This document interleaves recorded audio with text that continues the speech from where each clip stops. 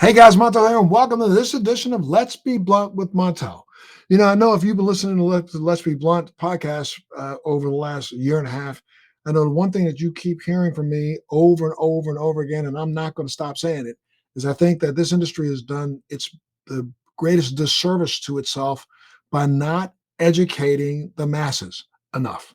We spend so much time focusing on B2B conferences where we all get together and we celebrate each other, pat each other on the back because we've got this new piece of equipment or that new piece of equipment, or we want to be able to tell them, I'll send you, show you how to do your books better, blah, blah, blah, blah.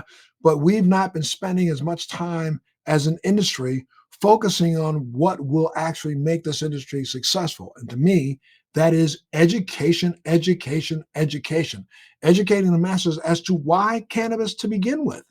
Well, my guest today is the co-founder and chief experience officer at On The Revel, a company working to create curated educational and networking experiences for people breaking into the legal cannabis industry.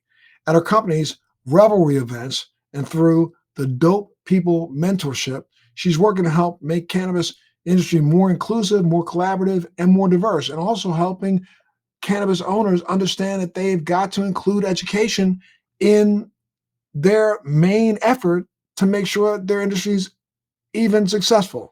Lulu Tsui, thank you so much for joining me today on Let's Be Blunt. Thanks, Montel. It's really amazing to be on your show today. I'm happy to share any insights and hopefully talk a little bit about the psychedelic and cannabis space with you today. Absolutely. I know that you do work, and I'm not disparaging you, but our industry spends a lot of time doing a lot of information to other vendors, other dispensaries, trying to teach and preach to the choir about the business, but we don't spend as much time educating the consumer. I mean, you take a look at the reason why the pharmaceutical industry is as successful as it is. Every 7 minutes on television, there's a new pharmaceutical commercial. And that pharmaceutical commercial is there. Yeah, are they trying to promote a new drug? Hell yeah. But all they're doing is trying to make sure that they put that drug into the conversation of the patient, so that when the patient goes to the doctor's office, that you can say, well, I think I was like that person on TV. That's what they're doing. And they're smart enough to understand that that's what they've done now for, 20, 30 years, to the point that, Congress stays off of them. I mean, one of the things I've been also very angry about in the last couple of years is the fact that this industry is growing so quickly. I mean, we did $25 billion in legal sales last year, probably about $80 billion in total sales last year. Yet we don't spend any time coming together to try to figure out how to crack that nut in Capitol Hill. And how we're going to do that is when we finally start lobbying and doing the same thing that the pharmaceutical industry has done for the last 50 years. What do you think about the fact that, and I know that, does your company focus just on industry educational information, or do you also focus on educational information that the industry can share with the public? So we do kind of both. And there's another project that I'm also part of, which is the Cannabis Media Council. So these commercials, the pharmaceutical commercials that you've been talking about, like we haven't seen any of those types of things for the cannabis space. So the Most of them, can it's been illegal in most states. They don't allow you to sell, to advertise by brand, but in correct. every state, they do not block you from educating and education on the topic. And so what bothers me is the fact that this industry, again, 25 billion in sales last year. There's no excuse for the fact that we're not buying time on Saturdays and running infomercials just on the value of cannabis. Skip the brands, have the brands put their names as being sponsors, but just educate the public. Why should that 65-year-old lady pick a tincture with a little THC and CBD over taking a sleeping pill? We need to start doing that more. 100%. And part of the Cannabis Media Council, and I'm happy to talk to you about this offline too, is bringing the industry together, independent of brand, independent of category, to start making some of these national level based campaigns that are pushing cannabis with positive forward messaging. So almost like the Got Milk commercial did for the Yes. dairy industry. We this organization started this year, and we're moving forward with those type of campaigns for destigmatization, normalization. Nothing around consumption specifically, but around stories, around people, around how this plant and the many forms of how it's been helpful for so many things across the board. Well, campaigns like that would be incredible. I'm working at, I've got my own branded products that are out, but at the same time, I'm also working to, again, I just launched the THC brand in Massachusetts where, you know, Congratulations. oh, no, thank you. Yeah, I started out in 10 dispensaries. I'm now up to 27 dispensaries. I have visited close to 20 of those dispensaries myself, not only educating people on the product that I've created, but educating them on why cannabis, why choose cannabis over something else. That's what's so important. And the people are coming out, and they're coming out in droves because, there's a paucity of information out there. As much as we think, we who are in this industry think, oh, everybody knows about cannabis. They don't. They They don't know don't. cannabis. They Yeah, don't know about the history of cannabis. They don't know about the history of the fact that this country was built on cannabis. The majority of them don't know that the U.S. government owns a patent on cannabinoids. They don't know, and if they knew, it could change and help destigmatize. I think in ways that we've not even begun to understand. I Um, mean, I totally agree with you, and I think, our industry is limited in so many ways in terms of how they can advertise or market, or, we don't have the same traditional tools, Facebook, Google, Instagram, all of those things. So, I think the fact that you're going to these stores physically in person to help educate folks is one of the things that, has that grassroots way of communicating and connecting with people is kind of like the thing that we have right now in cannabis, and it that's it's the thing that we have to have right now in cannabis. We spend so much time doing B2B information, the brand new extraction machine, this, that, and the other, da, da, da, da, da. All the stuff that really to me is just superfluous. It's not important. The industry is here. We are here now. We're being eclipsed by the dark and gray, the black and gray markets. mhm, Why? Because they are spending time on the street uh, handshaking and talking to yep, their customers. We're yep. spending so much time trying to figure out how we can get the new display case in our dispensary, which most people don't give a damn about. The display case doesn't matter. They want to know, why should I even bother walking into your dispensary? That's where we got to start getting them. So let's talk a little bit about, before, I'm sorry, I jump right in with a heavy question, but let me back up a little bit and say, why don't you tell me a little bit about yourself, about your background, where you grew up? What was your first Cool. experience with cannabis? So I would say my experience with cannabis is it's probably pretty different than a lot of folks. I'm actually was born in China, in northern China, and my parents came to the US and landed in Eugene, Oregon, of all places. I don't know if you've been to Eugene or to Oregon. I've been to It's Oregon. Yep, so absolutely. it's kind I of know like a what you hip went through. yeah, it's kind of a hippie utopia in a lot of respects. So when we landed in the US, my parents had no idea what Americans were like. And it just turned out that the folks that helped us acclimate, taught us English, babysat me, they were all legacy growers. So it was interesting that ever since I remember cannabis, psychedelic medicine has just always been part of my life. So I grew up with it. My aunties and went to my first dead show when I was 5. I was raised by crystal healers, the folks that were coming back from the ashrams in India, the yogis. So it was a really interesting way of growing up. So cannabis has always been part of my life.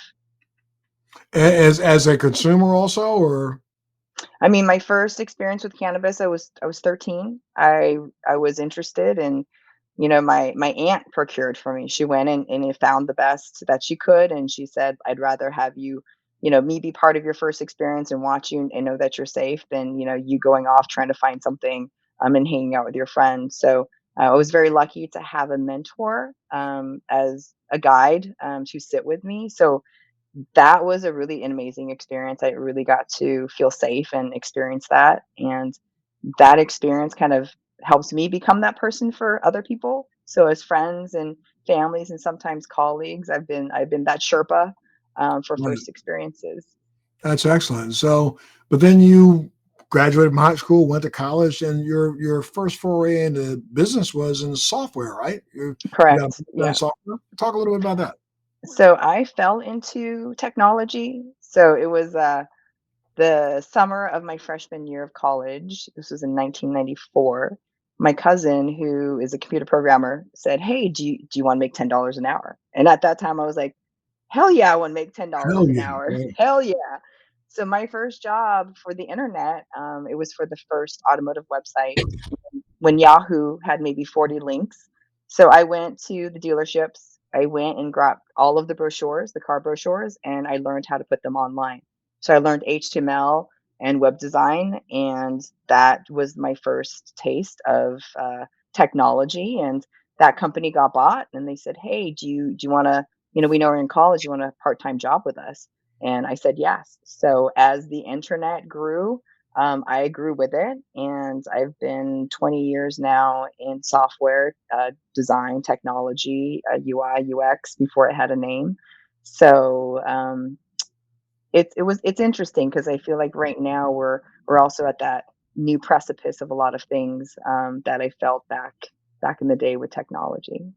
Well, why did you decide? I mean, you were in a field that's extremely lucrative and doing very, very well. Why did you decide to change your focus a little bit and change your career to meld the two, cannabis and that software experience together?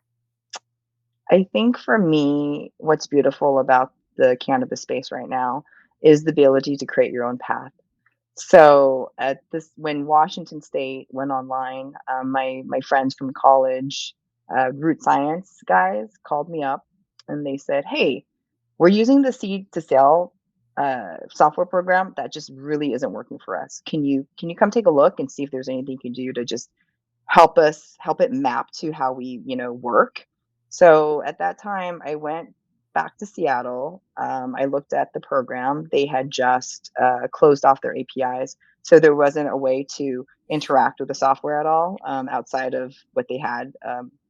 So I'm like, "Guys, I can't do anything for you." And they said, "Well, why don't you just stay and learn? We're building this company, see if there's anything you can do." And so for a year, I lived with these guys in a remote city outside of Seattle.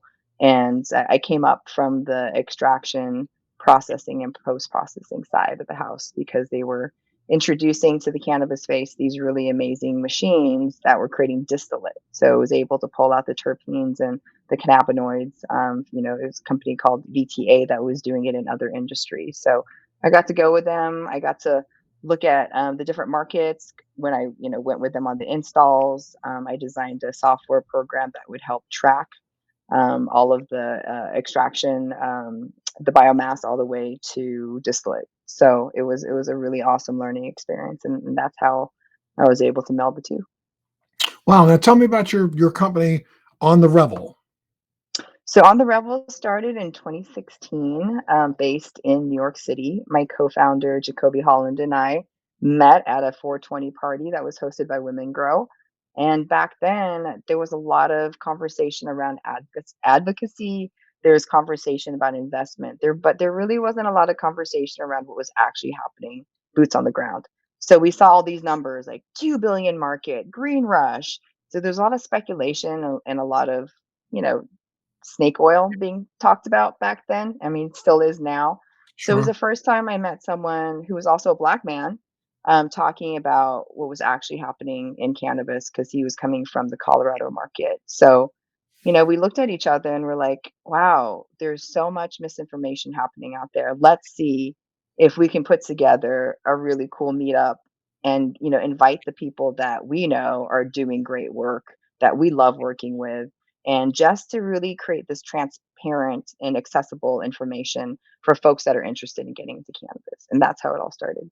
Wow. And the concept was Concept was highlighting people that we think that look like us first and foremost, because back in 2015, 2016, There was not a lot of people of color that you saw in the cannabis space. And then So even right now, there's not a lot of people of color even in now, the right now, right? Yeah. exactly. So, we met really awesome people that were not getting a lot of face time. They weren't on the speaking circuits, but we knew they were the ones holding the companies together. So we really wanted to put them forward to our New York audience because you know how New York is. It's a different way of connecting. Like we want whoever's on our stage to be the guy. If someone's looking for someone to do X, we want them to be our guy.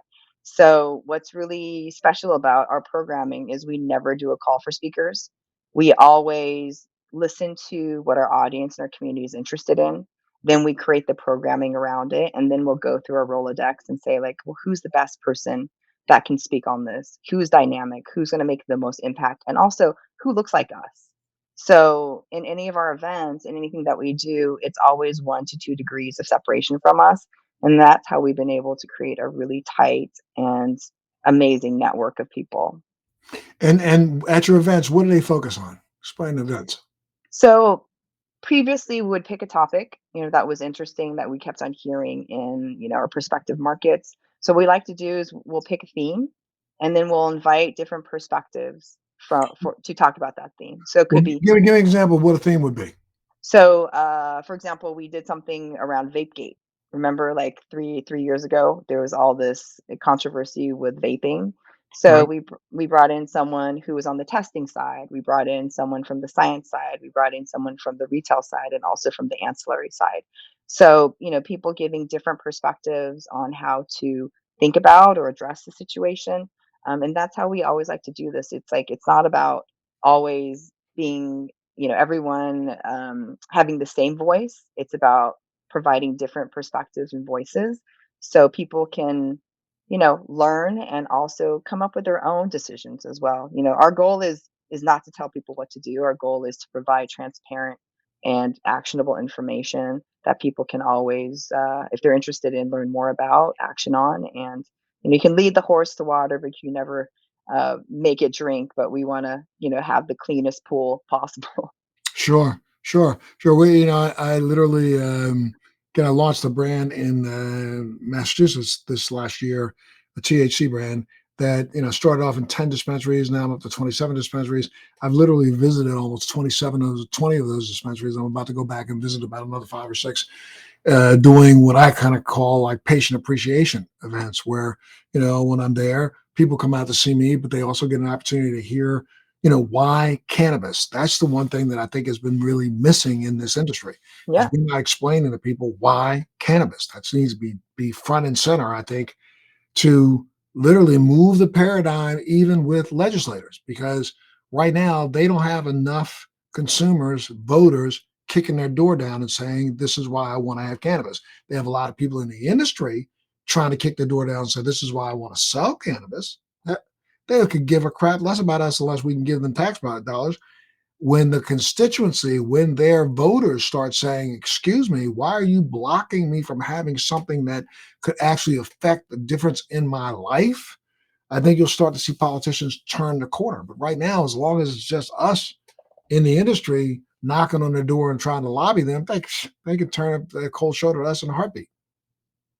I totally agree. I think to your point, that's one of the reasons why we host these events. Right now we used to be a little bit more industry specific, but our last two events in New York, we've been bringing our events into different neighborhoods. So our last one was up in Yonkers.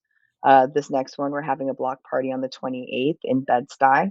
So part of all of this is also being in neighborhoods that were very heavily impacted by the war on drugs, and trying to be intentional and trying to present things in a way that can actually help communities, that can also talk about workforce development, talk about restoration. So there's a lot of things that we're trying to do that are outside of our echo chamber that you talked about. Like it's not always about supply chain. Right now we have this opportunity in New York with the adult use coming online to really make an impact and to really connect with the community. New York could be. I'm looking at. Hopefully, I'm going to be getting into New York myself through a connection I have with a multi-state operator that's coming out of Massachusetts. I think New York could be the bellwether state. New York could be the paradigm shifter if we hit the ground running the right way. But if we hit the ground running because we're fighting over a little piece of turf between dispensaries, it's never going to happen. If we hit the ground and recognize that we got a state that could literally be the biggest grossing state in the world, the biggest grossing area Mhm. in the world, and approach the consumers. Look, I mean, I said it earlier. It's like, you turn on the TV every 7 minutes. There's that daggone commercial for something. I don't care what ails you. They're talking about it, and they're not talking about it because they're just trying to sell that product. Well, they are, but they're trying to make the consumer remember the name, the name, the name, the name. That's why they say the name 17 times in the commercial. So they got songs about the name, the name, the name, so that when the patient goes to the doctor and says, I've been having this problem with my right knee. I heard about this stuff called is that work? And the doctor says, oh, yeah, as a matter of fact, his rep just came by. I have some right here for you. That's how we change the paradigm. When the doctor starts realizing that the rep, I mean, there's no reason why every doctor's office in the state of New York doesn't have a shelf with CBD on it. Not I one reason. totally agree. But I we totally don't agree. because we're not going after holding events for doctors to come to the room and listen to a consumer, a patient explain why I want you to tell me about it. The second we start to catch that and understand that, games change. Yeah, I think also, East Coast is so much different than West Coast. No, Like even the doctors, right? The East Coast doctors are, I think, a lot more conservative. They don't want to risk. They don't want to risk. They don't want to be the first one of their amongst their peer group from Yale or Harvard to they jump are, in but on at the this. same time, Harvard, Yale, George Washington University, University of Maryland, University of Pennsylvania, all these universities are now including courses on endocannabinoid system, That's where great. 5 years ago they weren't. So the East Coast is prime. They are not, you're right, they're not leaders. They are definitely followers, and they will follow the money. Just like, and what you got to do is Yeah. recognize how to market towards these guys. I'm so sorry, I'm on my SoCan, but it's like and we're going to be holding some events in the Massachusetts area, which are going to be like patient appreciation days, where I want to be able to bring patients out, especially because a lot of the East Coast states have included some form of public private consumption in their legislation. So you can't, like in the state of New York, you can consume cannabis anywhere you can smoke a cigarette. So Correct. there is public consumption. So why not hold public consumption events on private properties? Yeah. And at We those public consumption events, educate. Give people a reason. This isn't just about catching a buzz. Here's what you're doing for yourself. Bring in the Dr. Seuss Sisley's, bring in the people who are right now leading the charge in research around the country and have them speak to, I think, a target audience that is just begging for more information. Yeah, and I think one point that you brought up, I think we never should forget when we go adult use is the medical side. So, if you looked at other states, once adult use comes online, the medical program gets kind of, just kind of dropped. A lot of the regs come out that really punish, patients. So I think it's really important to keep that program moving forward and keep that programming separate That almost. And that's also another reason why we need education. I mean, most of the thing, first off, I mean, the fact that we as an industry had the audacity to separate the two.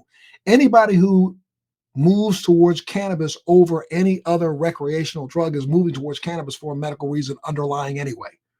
And when the industry starts stating that unequivocally, I think it changes the paradigm. Those who say, "Oh, I just want to get high," no, you don't. You want to get high so you can go to sleep better. There are people who say, "Oh, I want to be able to relax when I get home," or "I want to be able to sleep better," or "I want to not feel so anxious." Those are all medical reasons. Whether you actually call it a medical reason or not, that's a whole other thing. But mhm. there's an underlying medical reason why you gravitated towards cannabis over taking a shot of brown whiskey. Okay.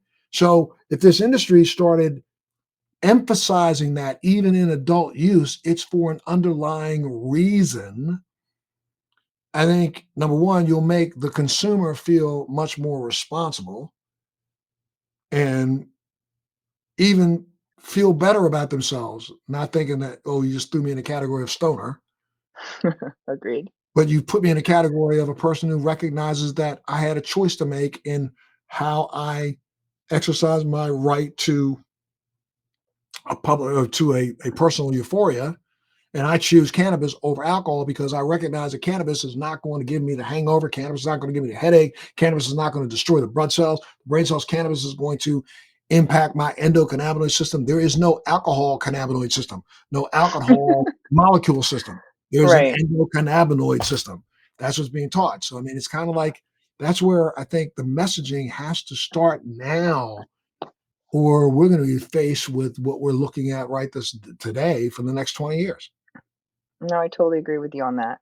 It's, it's it's kind of unfortunate that, we just they've taken the tools, the a lot of the tools that, we could use to, advertise, to market, to educate, and, I'm really looking forward to one day when we can use traditional forms of media to really get that message out there, and But honestly, it's like, see, again, it's one of the things that we have to start. I think we as an industry have to start doing is recognizing, yes, almost every state that's put in some form of legislation has thwarted the ability to market your brand.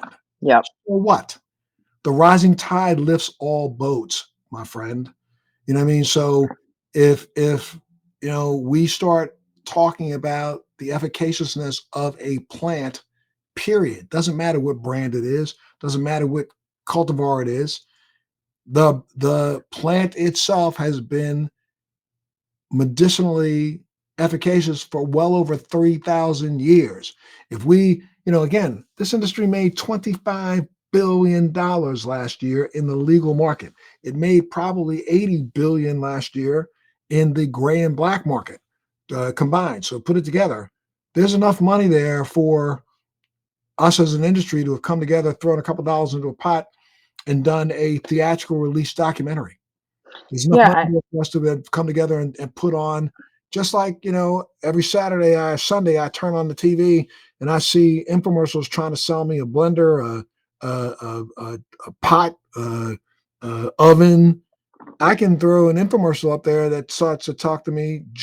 If you remember, I liken it to the commercials that ran for a long time, and they're still on every now and then. Cancer Centers of America. What mm, was Cancer Centers of America? That not one of those commercials talked to you about a product. They yep, talk to you as a lead generator to let people know where to call to get more information about if they had cancer and they wanted to seek out a cancer center in their area. That's all it was. So if we started doing more theatrical or more promotional level infomercials about cannabis information. There's nothing illegal for me to do a half hour special about the origins of cannabis. I could yep. do that by the time on Saturday, which is remnant time. It's cheap, and put that on, every independent television station around the country. Yeah, Nothing. and I would also love to see cannabis, the character being treated differently in, film and TV. Oh Like my what goodness. you're what you're talking about, being able to write cannabis in as a treatment for someone going through cancer, right? How It's about this? How about this? I defy you to tell me that there is a single show on Netflix where the hero or heroine doesn't come home from work, go to the counter, pour themselves a 4-inch glass of some brown liquor and yep, swap it down. And probably have 3 or 4 of those in a scene while they're talking about something else. They never promote the bottle of liquor, but we show them coming on. Well, now we know that that's not the case as much as it used to be. right. Now those same people are coming home and lighting up a joint. Why can't they do that? Why can't they come home and say, "I just popped Agreed. a gummy. I'm Agreed. I'll be right back. I'm gonna get a gummy." Boom. That's all I gotta say. I'll be Yeah. right back. I gotta take a little tincture. I'll be right And back. I challenge the entertainment world to kind of stay away from the stoner trope, right? Like anytime cannabis is in a movie or a show these days, it's like, oh, it's the the stoner brother that, gets into all of these situations or X, Y, and Z, and treat it in a different way. Make it a supporting character that is just different than what it is. Like I How about a challenged him supporting to character even. that's focusing before he starts studying for his There we college go. exam? How about it's a supporting character who took a hit when he came home from work because he was just, "Man, I'm just, that was such a hard How day." about it was an essential worker during COVID who Correct. who came home after treating so many people on a shift for 36 hours to just chill out and be able to sleep and rest, and what about Ex that?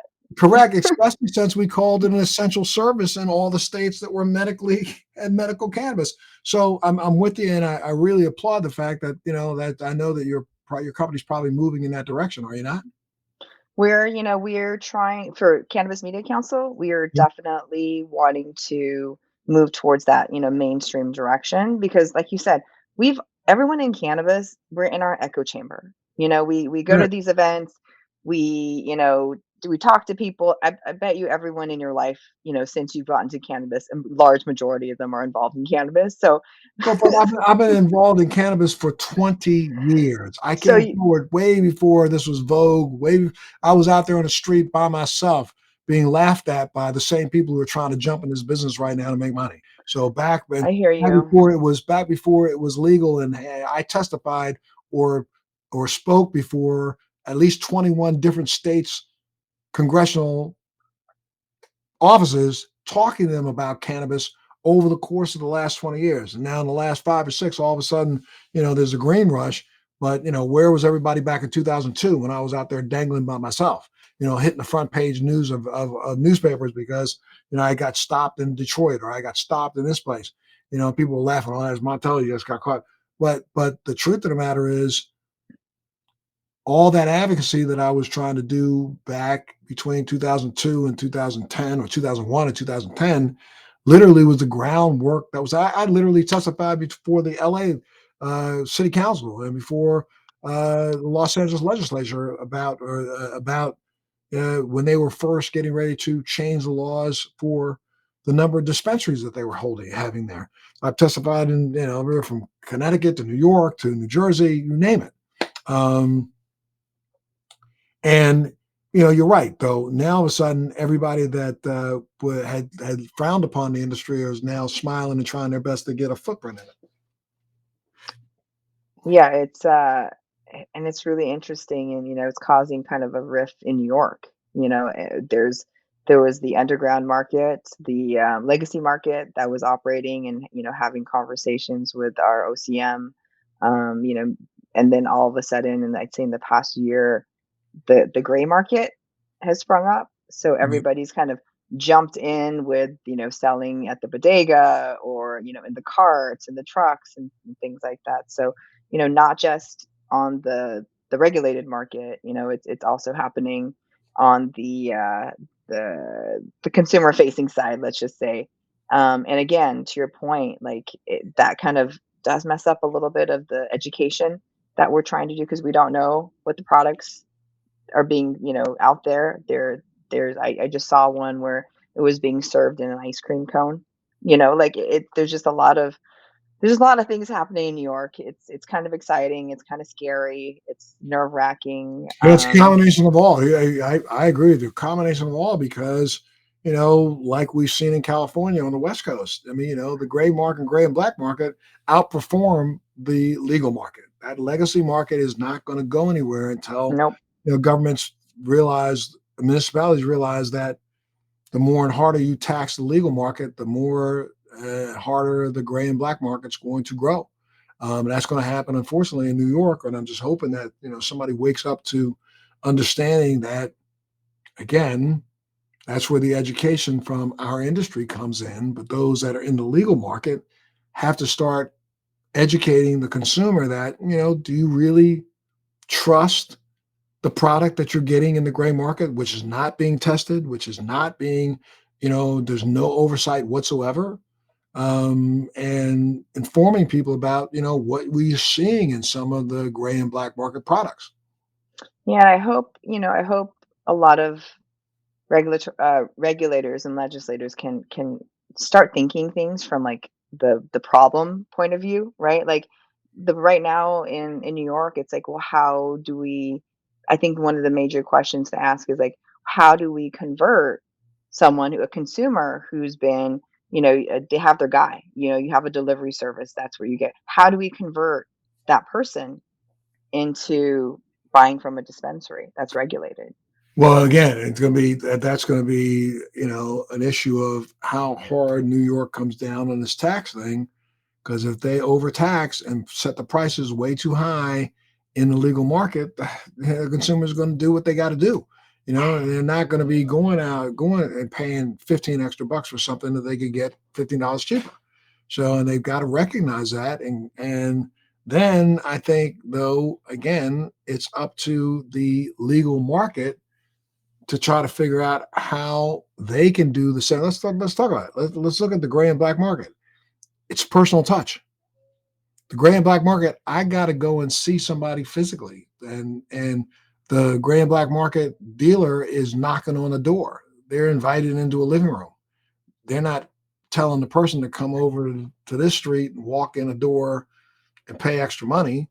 So how does the legal market have the same sense of personal touch?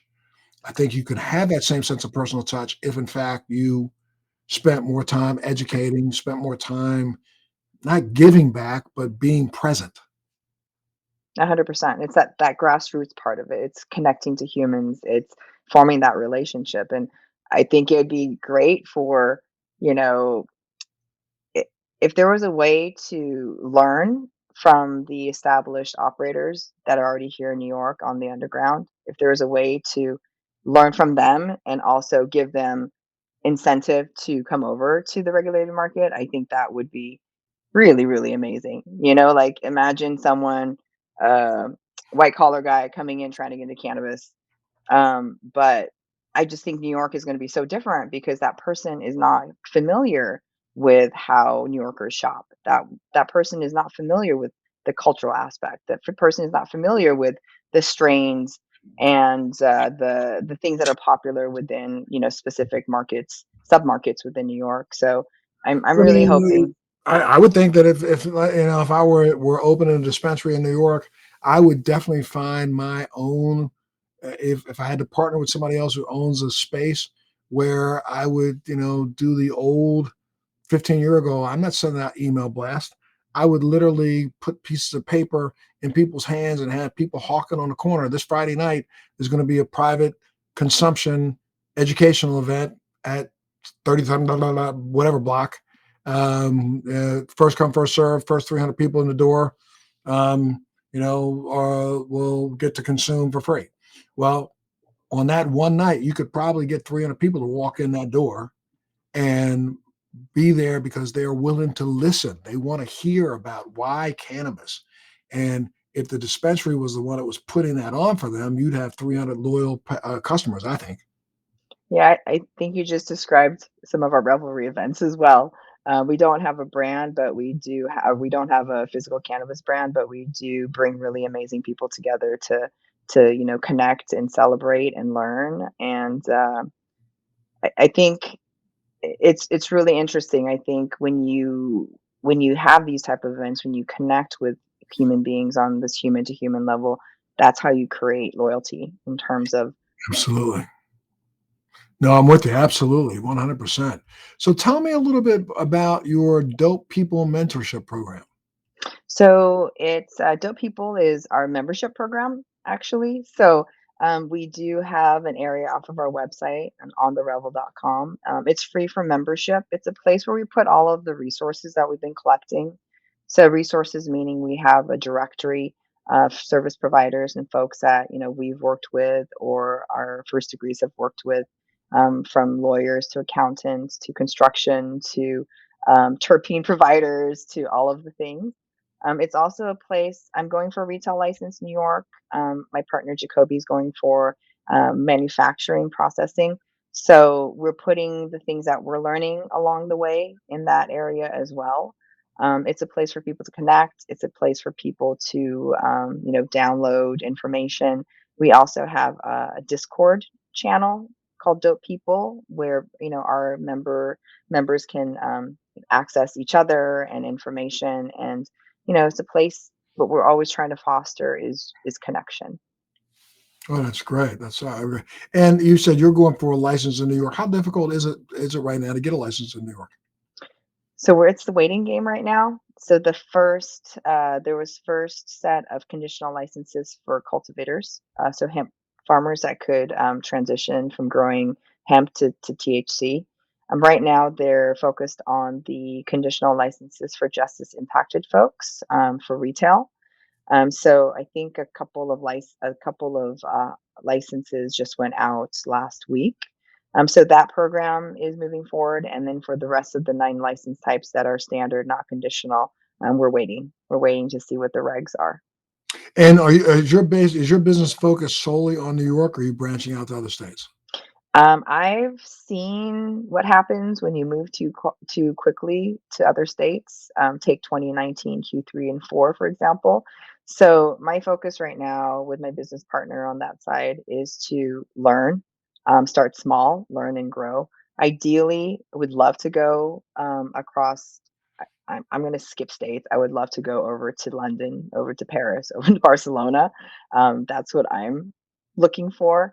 But right now, we are limited to 3 stores for the retail license. Got it. Got it. Got it.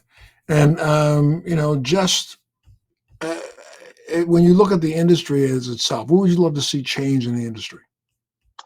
I would love to see more people of color in the industry. I would love to see more women along the supply chain. I would really love to see states start creating regs that make sense.